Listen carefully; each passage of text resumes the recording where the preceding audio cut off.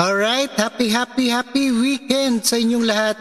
Meron tayong reaction video dito sa ating travel buddies ni Biyahe Rob. Hinulugan taktak sa Antipolo City. Ayan, dinarayo ng mga turista for the free. Ayan, puntahan nyo saan makakapunta ang 20 pesos nyo. At dito dinarayo ng mga turista ang isang maituturing na matandang tourist destination sa lalawigan ng Rizal, ang hinulugan Taktak Nature and Adventure Park sa Antipolo City. At panoorin po natin, and don't forget to subscribe Rob Trip and dito sa UNTV.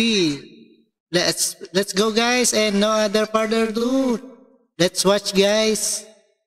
Or leisure activities. Bukas ito mula 7 AM hanggang 4 PM mula Martes hanggang Linggo. Ilan lamang sa paalala kung kayo ay pupunta rito.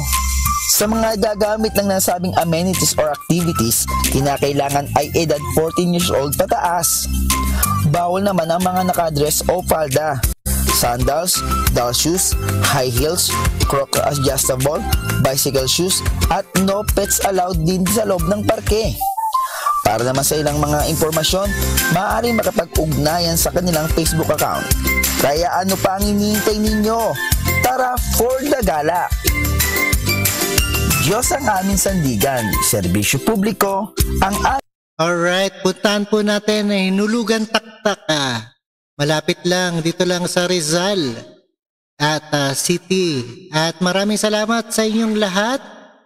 Thank you guys and peace out.